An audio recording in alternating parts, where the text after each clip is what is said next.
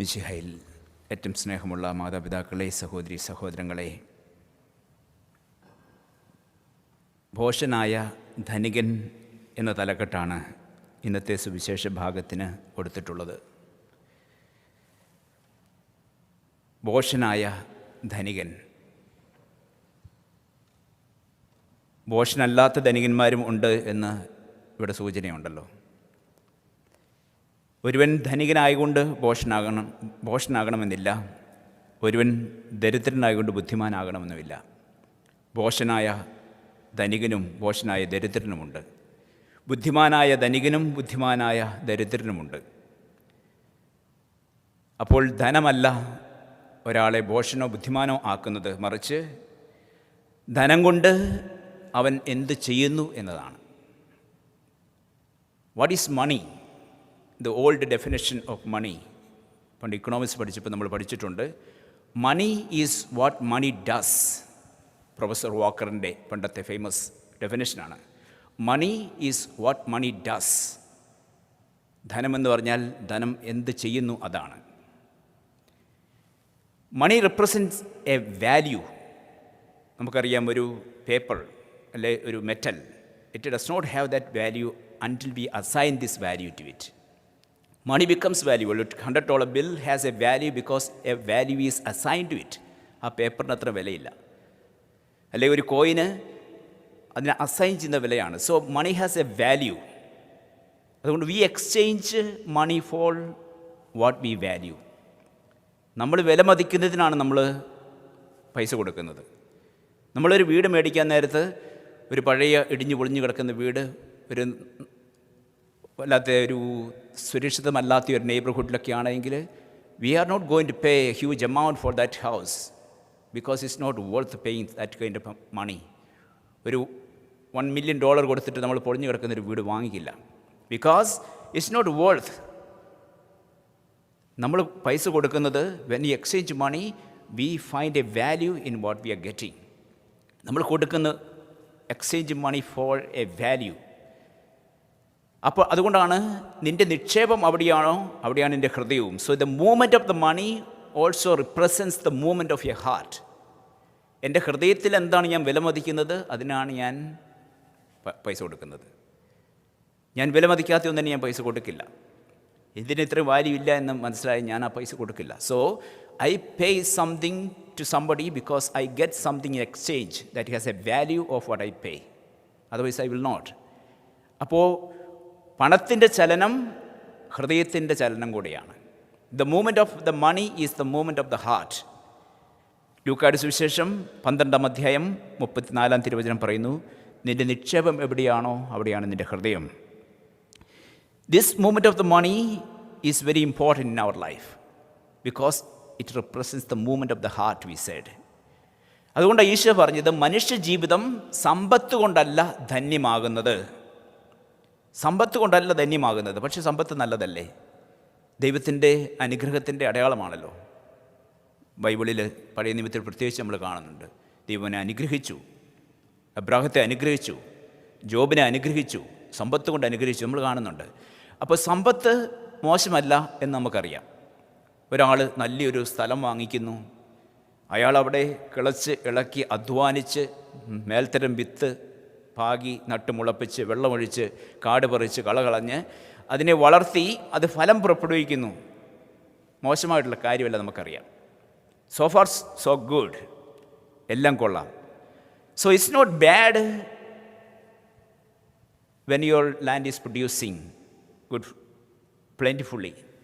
It's not bad when your business is thriving. It's not bad when you get a promotion with a salary hike. നമുക്ക് നന്മ വരുമ്പോൾ നമുക്ക് സമൃദ്ധി ഉണ്ടാകുന്നത് നല്ലതാണ്. അവിടെയല്ല നമ്മുടെ പ്രശ്നം എവിടെയാണ്? Here this man is addressed as A fool, rich fool. അവൻ വിഡ്ഢിയാകുന്നത് എവിടെയാണ്? അവൻ ധനികനായതുകൊണ്ടല്ല അവൻ വിഡ്ഢിയായത്, മറിച്ച് അവൻ ജഡികനായതുകൊണ്ടാണ് അവൻ വിഡ്ഢിയായത്. അവൻ ധനികനായതുകൊണ്ടല്ല, മറിച്ച് അവൻ ജഡികനായതുകൊണ്ടാണ് അവൻ വിഡ്ഢിയായത്. കാരണം അവൻ്റെ ശ്രദ്ധ മുഴുവൻ ജഡത്തിലേക്ക് മാറി. When he was blessed with so much of riches, all his focus was on the earthly things, the mundane things. He lost his focus on God and what is eternal. അതുകൊണ്ടാണ് അവൻ വിഡ്ഢിയായത്. He became a fool because he lost track of his soul. He is losing his soul. What does it profit a man if he gains the whole world and he loses his soul? ഒരുവൻ ലോകം മുഴുവൻ നേടിയാലും അവൻ്റെ ആത്മാവിനെ നഷ്ടമാക്കിയാൽ അവൻ എന്ത് പ്രയോജനം? ആത്മാവിനെ അവഗണിച്ചുകൊണ്ട്, ആത്മാവിൻ്റെ രക്ഷയെ അവഗണിച്ചുകൊണ്ട് അതിനെ അപായപ്പെടുത്തിയിട്ടുള്ള ഒരു ജീവിത ശൈലിയിലേക്ക് ഇവൻ നീങ്ങുന്നു. ഇവന് സമൃദ്ധി ഉണ്ടായപ്പോൾ അതുകൊണ്ടാണ് അവൻ ഭോഷനായത്. He is a fool because he focused on what is earthly only. He did not focus on what is everlasting, what is eternal. So he failed to use his resources, his money, for what is important to God. അവൻ്റെ സമ്പത്ത് നിക്ഷേപിച്ച ഇടം മാറിപ്പോയി. അതുകൊണ്ടാണ് അവന് പ്രശ്നം ഉണ്ടായത്. So ധനം നന്മയിലേക്ക് നമുക്ക് ഉപയോഗിക്കാം, മോശമായിട്ട് ഉപയോഗിക്കാം. അതുകൊണ്ട് there is a danger. It is hazardous. Wealth is hazardous, Jesus says, because it can distance you from God and also distance you from one another. ദൈവത്തിൽ നിന്ന് നമ്മെ അകറ്റാം, മനുഷ്യരിൽ നിന്ന് നമ്മെ അകറ്റാം, നമ്മുടെ സഹോദരങ്ങളിൽ നമ്മെ അകറ്റാം. ധനം മനുഷ്യനെ ബ്ലൈൻഡ് ആക്കാം. It can make you blind. പണത്തിന് വേണ്ടി മനുഷ്യൻ എന്തും ചെയ്യുന്ന കാലഘട്ടമാണ്. നമ്മൾ ഈ ഇടയ്ക്ക് കേട്ടു, ഒരാളൊരു യുവതിയെ കല്യാണം കഴിച്ചത് 100 പവൻ വാങ്ങിച്ച്, കാറും 5-6 ലക്ഷം രൂപയൊക്കെ വാങ്ങിച്ച് കല്യാണം കഴിച്ച് പാമ്പിനെ കടത്തിവിട്ട് അവളെ പാമ്പ് കടിപ്പിച്ച് കൊന്നു എന്ന ആ വലിയ ദാരുണമായിട്ടുള്ള ന്യൂസ് നമ്മൾ വായിച്ചു കേട്ടു. People can do things like this for the sake of money. They can kill people, they can destroy people because they are so blinded with this wealth. അതുകൊണ്ടാണ് ഇത് അപകടമാണ് എന്ന് ഈശോ പറഞ്ഞത്. The wealth can be dangerous when it distances you from God and distances you from one another. So ധനം മനുഷ്യനെ സ്വാർത്ഥനാക്കാം, അവനെ അത്യാഗ്രഹിയാക്കാം, അവനെ അഹങ്കാരിയാക്കാം. ഒരുവനെ അഹങ്കാരിയാക്കാനായിട്ട് ധനത്തിന് ശക്തിയുണ്ട്.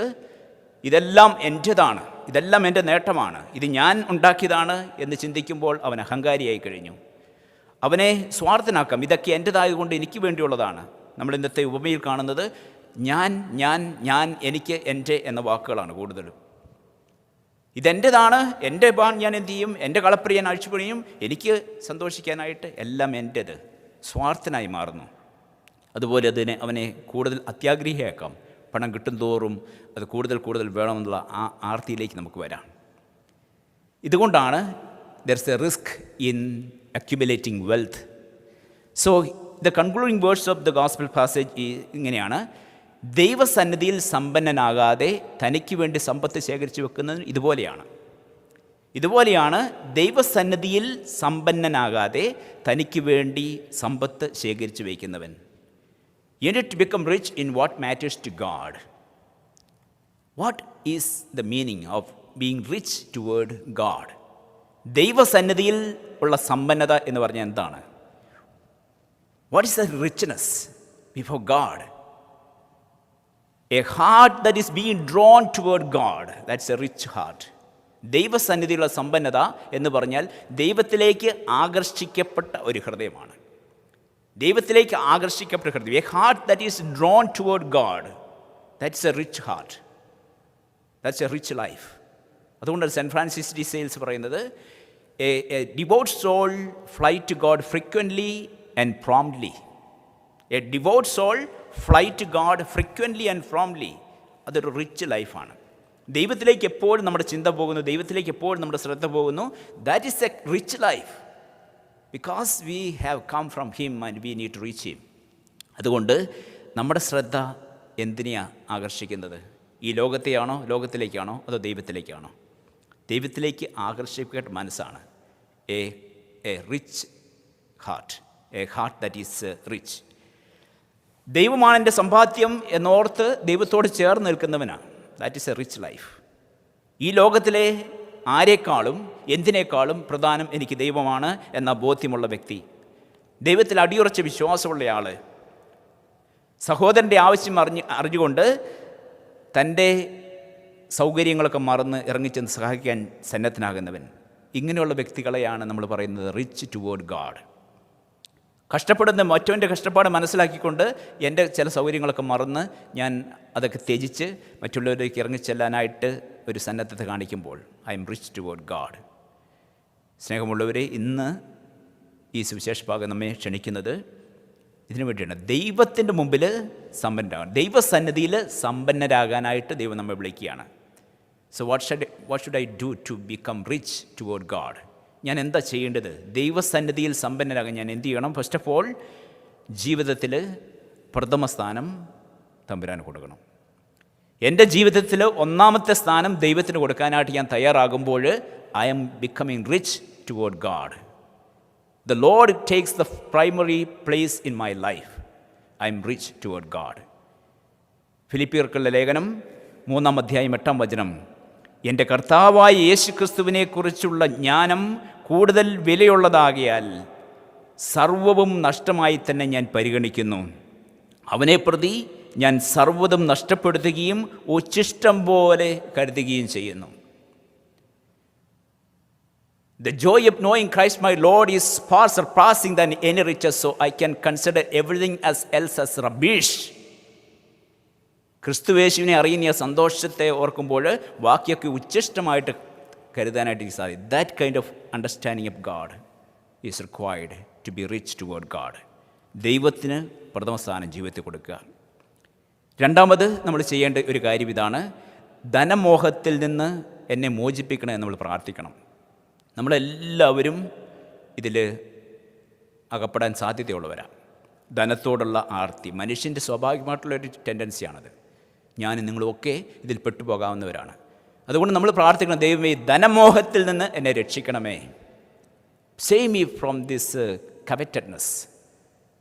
V need to pray constantly. Psalm 119 സങ്കീർത്തനം 36 അവിടുത്തെ കൽപ്പനകളുടെ വഴിയിലൂടെ എന്നെ നയിക്കണമേ, ഞാൻ അതിൽ സന്തോഷിക്കുന്നു. ധനത്തിലേക്കല്ല, അങ്ങയുടെ കൽപ്പനകളിലേക്ക് എൻ്റെ ഹൃദയത്തെ തിരിക്കണമേ. ധനത്തിലേക്കല്ല, അവിടുത്തെ കൽപ്പനകളിലേക്ക് എൻ്റെ ഹൃദയത്തെ തിരിക്കണമേ. നമ്മൾ പ്രാർത്ഥിക്കണം, എൻ്റെ ഹൃദയം ദൈവമേ നിന്നിലേക്ക് തിരിക്കണം, നിൻ്റെ കൽപ്പനകളിലേക്ക്, നിൻ്റെ പ്രമാണങ്ങളിലേക്ക് എൻ്റെ ഹൃദയത്തെ തിരിക്കണം. മൂന്നാമതായിട്ട്, ദൈവത്തിലുള്ള ആശ്രയബോധത്തിൽ വളരുക. ദൈവത്തിലുള്ള ആശ്രയബോധത്തിൽ വളരുക. Be grow in dependence on God.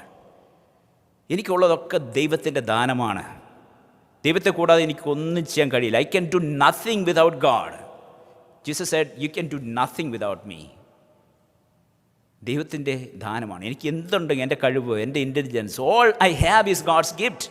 So I need to develop a sense of dependence on God.